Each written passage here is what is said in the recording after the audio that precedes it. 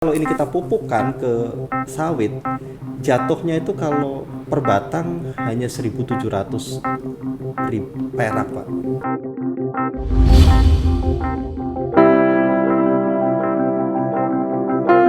Assalamualaikum warahmatullahi wabarakatuh. Waalaikumsalam warahmatullahi wabarakatuh. Selamat siang menjelang sore. Ini saya ketemu kawan saya dari dulu waktu camat juga masih di dinas sosial sampai sekarang kan. Ya.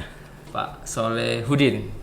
Ini kalau bicara terkait bisnis orang, kalau PNS banyak di luar sana, Betul. di daerah lain, di kota, tapi di Waikanan saya belum pernah ngelihat PNS yang berjiwa bisnisnya kayak Pak Solehudin. Makanya hari ini saya ngundang beliau untuk berbagi. Pak Solehudin, selamat datang di ikutan podcast ini, media informasi kita, UMKM, investasi, semua yang terkait pemerintahan kita ngobrol di sini. Ini salah satu media kita untuk menyampaikan informasi ke masyarakat. Awal sebelum kita masuk ke hal-hal yang kita ingin ngobrolin lah, bincang-bincang lah. Ini Pak Soleh ini perkenalan dulu. Ini sama teman-teman ikutan podcast ini, perkenalan saya, keluarga, tinggal. Silakan Pak Solehudin. Baik, Pak Ariantoni, Pak Kadis PTSP ya. Assalamualaikum warahmatullahi wabarakatuh. Jadi salam kenal. Saya Solehudin yang hari ini di dinas PMK, Pak. Oh, PMK ya. PMK. Jadi urusannya urusan kampung, Pak. Tapi di luar itu kita punya kesibukan dikit bisnis. Kebetulan tinggal di kilometer 2 Blambangan Numpuh. Saya tahun 2002 sudah hijrah ke Waikanan. 2002. Iya, jadi kalau kabupaten kita tahun 1999, saya 2002. Artinya nggak lama dari situ. Jadi ikut sepinya lah waktu itu. Ikut ngerasain sepinya. Ngerasain sepinya. Alhamdulillah sekarang luar biasa. Ini Waikanan dengan perkembangan luar biasa. Kalau saya ngomong kemajuan luar biasa, sangat pesat gitu loh. Saya tinggal di kilometer 2, kebetulan kalau anak baru 4, Pak. Ya. Cukup lah ya. Ya, yang kebetulan yang besar sekarang lagi studi di Turki, Pak. Oh, di Turki. Ya. Bagus lah berarti. Itu, laki perempuan yang di Turki? Laki. Okay. Yang perempuan di Bandar Lampung dan di sini. Gitu. Oke, kita masuk deh dikit-dikit. Siap. Jadi melihat perkembangan Waikanan lah. Kalau 2022 berarti baru beranjak mau naik lah, baru 3 tahun. Itu kan saya juga dari 2009 pulang ke Waikanan. Kita ini melihat Kabupaten Waikanan ini kan sama aja kayak negara-negara berkembang nih. Betul. Masih banyak yang kurangnya. Betul. Dan saya ngeliat awal-awal Pak Soleh ini kan sudah mulai mengajarkan teman-teman nih. Karena kita kan belum ada orang nih. Betul. Untuk bisnis, untuk ngeliat peluang. Saya pengen berbagi lah. Kalau Pak Soleh biasa baru berbagi nih di sini. Siap. Jadi ada beberapa termasuk yang saya pegang ini kita ngobrol juga bahwa Waikanan ini kemajuan ini kan dari masyarakatnya dengan pegawai karena kita ibu kota kabupaten. Pak Soleh dulu awal-awal langsung gebrakannya sudah punya awal-awal itu mulai dari rumah hotel. Kita Waikanan butuh ini. Itu gimana sih ngelihat perkembangannya apa? Pak Soleh ikut seminar atau memang lihat peluang ini Waikanan butuh ini jadi ikut memikirkan atau gimana? Awal-awal gerak ke bisnis ini gimana ini? Jadi waktu itu kan banyak kawan-kawan dari luar Waikanan pengen main ke Waikanan. Yang selalu mereka omongkan, Waikanan itu susah menginapnya di mana. Ya. Nah, tantangan itulah yang saya jawab gitu. Walaupun dengan keterbatasan modal, saya sebagai PNS, modal tidak seberapa, saya nyampe mewujudkan bagaimana kita punya penginapan gitu. Alhamdulillah kita sudah ngebangun, yang kita bangun waktu itu di kilometer 2 di depan Kodim. Hotel mini, Pak Kadis. Hotel mini dengan 10 kamar, tapi fasilitasnya sudah sama dengan hotel mereka. Ada AC, ada TV, pokoknya lengkap. Alhamdulillah tamu-tamunya dari jauh lah, dari Jawa Timur, Jakarta segala macam. Nah dari situ alhamdulillah tuh udah mulai berkembang. Jadi kalau hari ini sudah semakin tumbuh banyak hotel di Waikanan, saya sebagai salah satu pemantik. Nah itu bangga Pak Kadis, gitu. Sangat senang sekali. Jadi memang perlu orang-orang yang memulai awal, memancing yang lain istilahnya. Betul. Seperti itu. Terus berapa lagi kalau nggak salah ke plafon ya? Betul. Sudah plafon rangka baja. Jadi ada sejarah. Itu kalau plafon ini kan interior, kebutuhan manusia. dari mohon maaf nih, dari pegawai rendahan sampai atasan rumahnya kan pengen dipelafon semua. Ini peluang Pak. Setelah saya amati perkembangan ekonomi di Waikanan ini sangat tinggi sekali. Di tahun 2015 saya berani menginvestasikan kurang lebih ya bagi saya sebagai PNS dana kurang lebih 100 juta investasi pelafon Pak. Memang 3 bulan pertama kita nggak laku. Tapi 4 bulan kedua ini langsung ngebludak, omset saya sampai 1,2 miliar. Hanya hitungan 52 hari. Alhamdulillah sampai sekarang ini sudah masuk ke tahun ke-7 tahun. Masih bahkan sore ini tim saya sudah berangkat ke Tanggamus masang plafon di sana. Satu tim lagi masih mengerjakan di Muara 2. Jadi kita sudah justru sibuk kita ngatur tim. Nah, alhamdulillah omsetnya lumayan dan kita bisa memberikan lapangan pekerjaan buat anak-anak muda kita. Itu Pak. Sebelum yang bisnis yang lain, kita ngomong secara faktual sebagai PNS. Siap. Sebenarnya bisnis ini kan tidak ada salahnya PNS. Kayak saya nih berkebun nih, berkebun karet, singkong segala macam kan tidak. Yang penting PNS jabatan yang kita pegang ini tidak mempengaruhi dari bisnis kita lah seperti itu dan tidak mengganggu pekerjaan. Saya pengen melihat dari sisi Pak Solihudin sebagai PNS ini. Apakah semua bisnis itu kalau tadi kan ada tim-tim udah enak nih. Jadi bisnis apa sih yang cocok dengan PNS atau yang seperti apa sih yang kita cocok untuk kita ini selain yang saat ini biar gambaran ini. Jadi PNS ini jangan buta juga kantor begini terus tidak berpikir lain. Silakan. Ya sebenarnya PNS itu kan sudah punya peluang yang sangat apa ya lebih dibandingkan dengan kawan-kawan yang PNS. Memang kita hanya dibatasi oleh waktu saja. Nah, cuma kan kita belajar dari para pengusaha. Tidak mungkin pekerjaan itu akan dikerjakan oleh pribadi. Manajemen. Kita kan hanya sebagai leadernya saja gitu loh. Ada orang-orang lain mempekerjakan itu. Saya belajar dari Abu Rizal Bakri. Dengan banyaknya mereka punya perusahaan. Ternyata Abu Rizal Bakri tidak langsung turun bikin besi dan segala macam, tapi dengan tangan-tangan karyawan-karyawannya gitu. Sama Pak, PNS kita punya peluang yang bagus Pak. Karena apa? Satu contoh Pak. Di sini ini belum ada loh. Kita punya kendaraan banyak di Waikanan ini Pak. Tapi dari Belambangan Umpu nyampe segala macam, kita tidak punya bengkel yang mumpuni untuk kendaraan. Bahkan untuk sporing dan balancing itu nggak ada tuh di Waikanan tuh. Itu peluang ya? Peluang Pak. Gitu jadi loh. Membaca peluang itu yang penting juga ya. Konsumen sudah ada, udah jelas. Tapi siapa yang bisa memanfaatkan ini gitu loh. Ya kawan-kawan PNS ini bisa dikerjakan dengan patungan segala macam tanpa mengurangi jam kerja. Gitu. Ya kalau kita PNS kita gali sendiri, kita kerja sendiri ya mengganggu kinerja kita. Gitu Pak. Jadi PNS ini kadang-kadang merasa ya comfort zone cukup dari bulan gaji ya gitu-gitu tidak berkembang ya. Jadi kita harus membuka wawasan ini kembali Pak. Jadi membaca peluang, membaca wawasan, belajar manajemen. Itu Pak Solihudin itu belajar dari mana itu? Atau otodidak? Ya pertama kita banyak baca ya. Kita banyak studi banding, ikut kegiatan seminar segala macam. Yang pasti kita studi banding Pak. Saya punya rumah makan kecil. Oh iya sekarang udah ada juga saya nih. bukan rumah makan nih sekarang nih. Rumah makan Joglo yang ada di kilometer 2. 2 bulan yang lalu sebelum kita rehab, saya studi banding dulu ke Jogja Pak.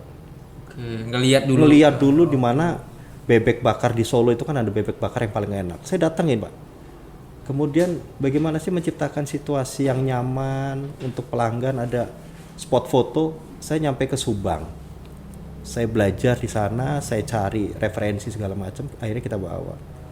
Alhamdulillah ya sudah terbentuk itu Pak. Silakan nih cicipin. Ya, keren. Jadi alternatif kita juga butuh alternatif. Orang kalau tamu kadang-kadang bingung mau ngajak makan di mana, makanan seperti apa, kadang-kadang bingung nih. Jadi baca peluang tadi Pak Solih langsung ke Jogja lihat dulu. Jadi ada kayak survei dulu ya. Nah betul. Nah yang hebatnya kita bisa buka lapangan pekerjaan anak-anak muda yang baru kemarin lulus Pak. Jadi karyawan-karyawan saya ini saya ambil dari kampung Ramsai, asli putra daerah Waikanan. Kita nggak ekspor nih dari luar. Kita ajarin, kita didik. Akhirnya alhamdulillah ya cukup lah buat mereka honornya. Betul, Pak. Saya pengen yang buka-buka dulu mindset PNS yang terbuka juga. Segmen kedua lebih detail lagi kayak yang saya pegang ini. Kasih Pak Soleh. Pak Solehudin. Siap. Kemarin saya dengan Pak Bupati, Pak Ketua Dewan, beberapa dinas itu di Jakarta, ya, RT RW-nya Kabupaten Waikanan. Dari lihat posisi itu memang Waikanan ini produk unggulannya banyak kan di perkebunan. Di pertanian, perkebunan dan ya karena kita punya daerah-daerah yang harus kita kembangkan. Betul. Ini yang saya pegang ini yang tadi saya bahas.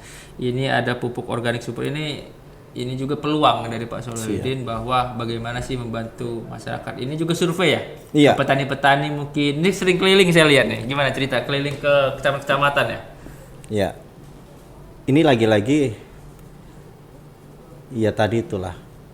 Tidak semua mentang-mentang kita bukan di ahli pertanian ketika menawarkan itu kita jadi grogi, enggak. Ini kan kita bisa pelajari, Pak.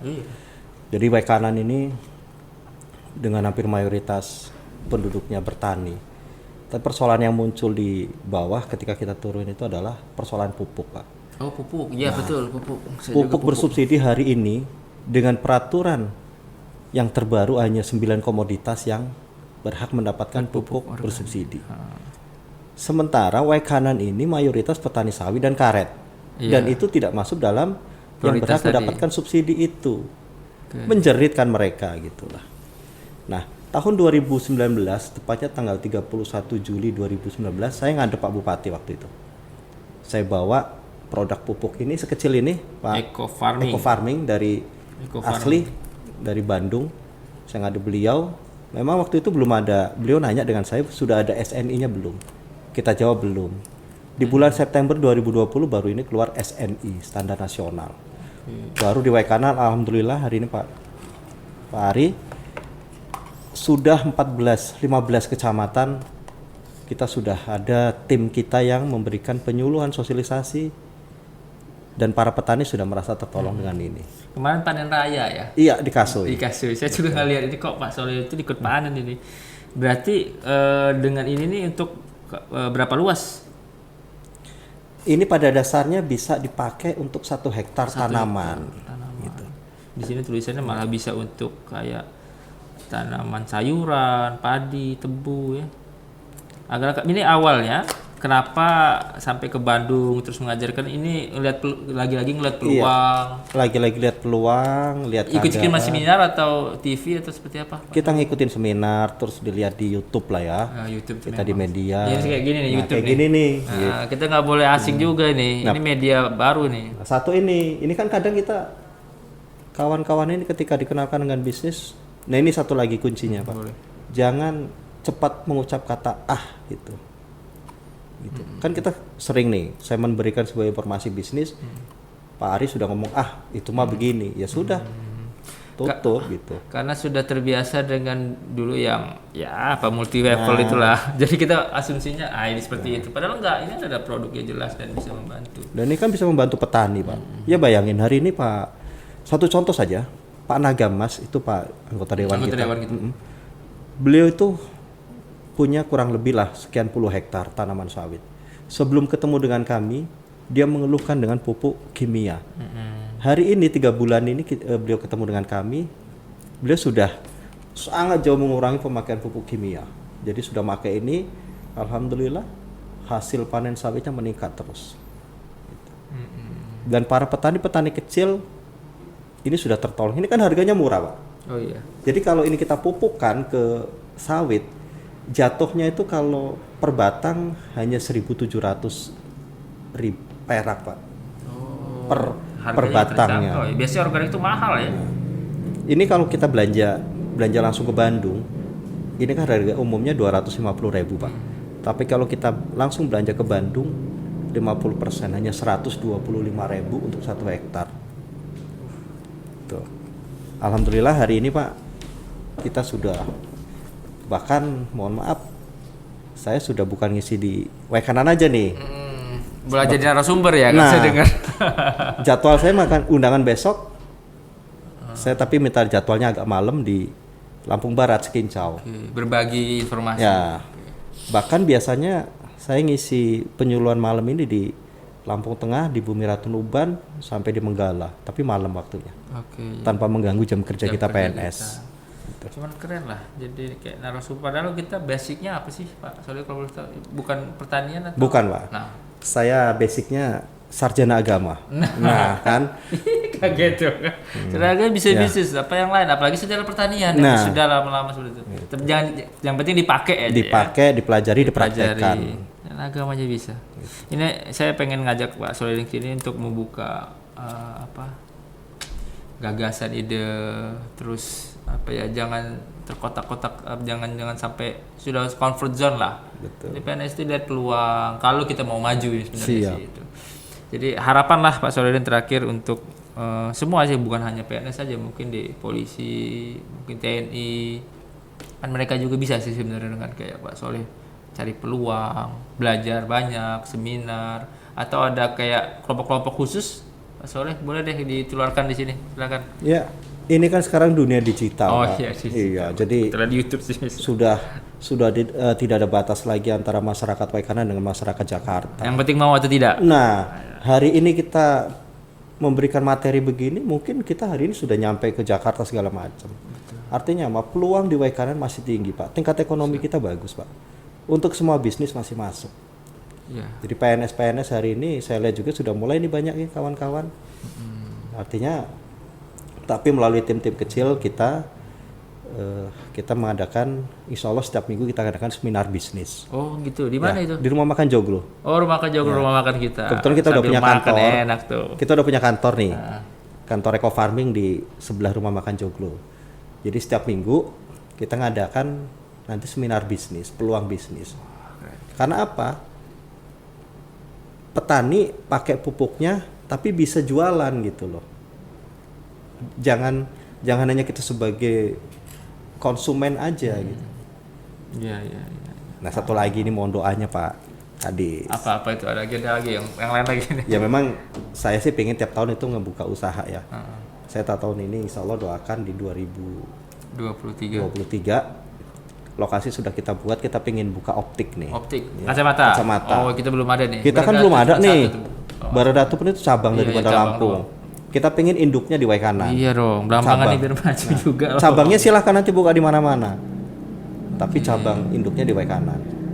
Oke, nanti bisa dikawal deh, nanti di perizinan juga apa yang dibutuhkan. Nanti yang penting peluang itu kebuka, ya kita butuh itu. Siap. Optik, mungkin nanti ada, ya kita di rumah sakit ada dokter mata bisa lihat juga. Sukses terus. Siap, amin, mohon doanya. Ya siap. Soalnya dia jangan berhenti untuk memberikan inspirasi nih. Siap. Teman-teman jangan mudah puas juga kalau bisnis nggak ada puas-puasnya, tapi berkembang terus. Sukses terus Pak Solihin. Terima kasih waktunya ke ikutan podcast. Assalamualaikum warahmatullahi wabarakatuh. Waalaikumsalam warahmatullahi wabarakatuh.